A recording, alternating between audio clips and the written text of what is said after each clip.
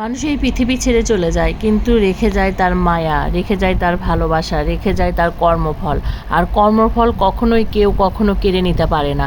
আর এই জন্যই কিন্তু আমাদের সবার জীবনে কর্মটা ভালো করে যাওয়া ছেড়ে উচিত। আর সবাইকেই যেতে হবে, কিন্তু আমাদের স্মৃতিটা রেখে যাব সারা জীবনের জন্য।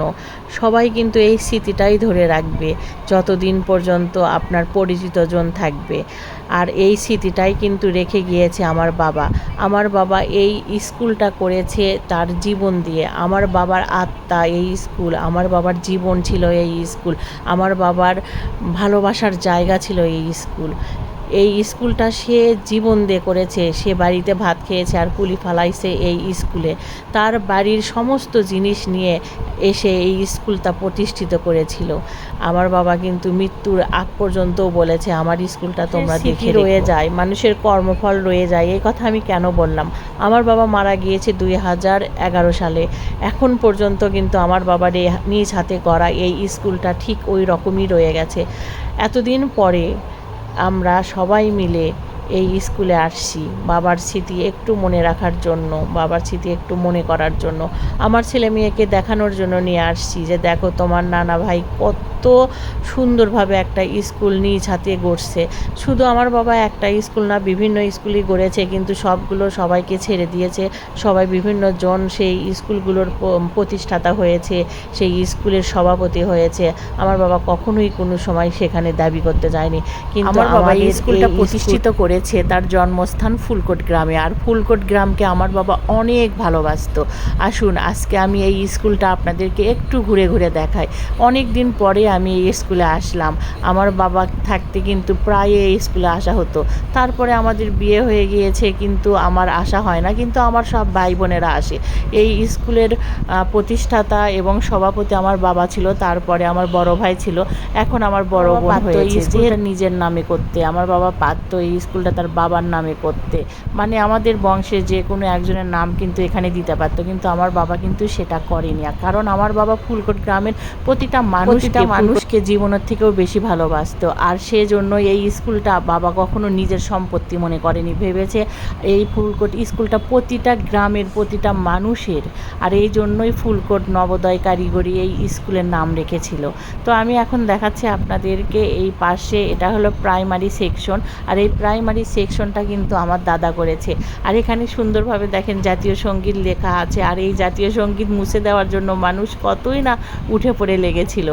আর দেখেন এখানে কিন্তু সুন্দরভাবে মানে টাইলস করে লেখা আছে যে এই স্কুলটা আমার দাদা মরহুম রবিয়া মোল্লা নাম, সে প্রতিষ্ঠাতা, সেই প্রতিষ্ঠিত করেছিল।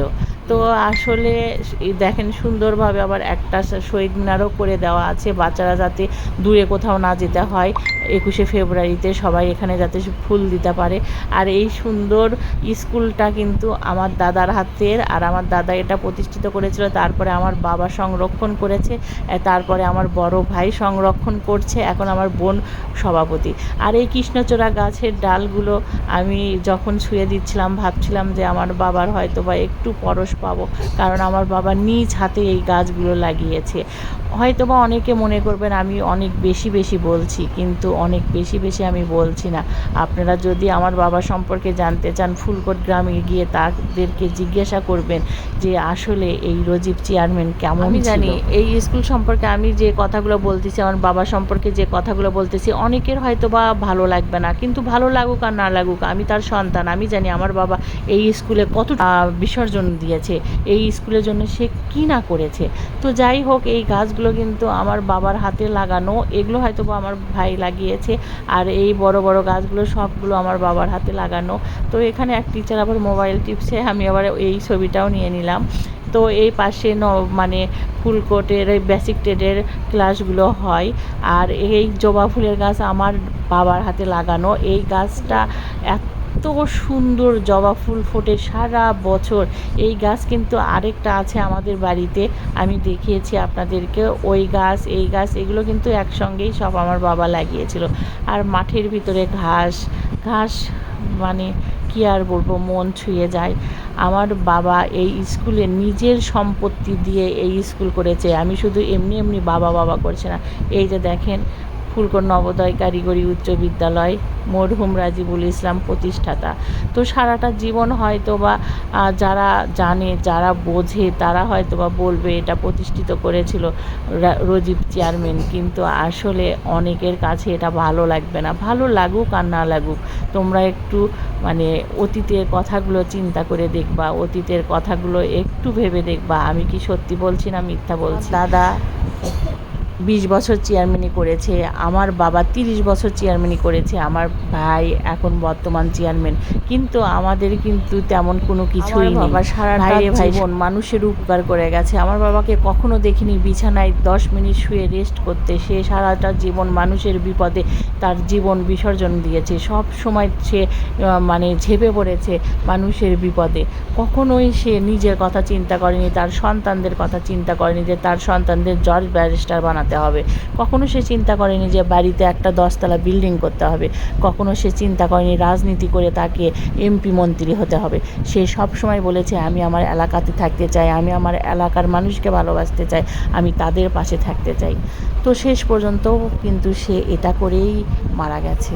যেটাই হোক, আমি হয়তো বা অনেক বেশি বলে ফেলছি। আমার বাবা এই স্কুলটা তার জীবন দিয়ে করেছে, এটাই আমি জানি এবং এলাকার মানুষও এটাই জানে।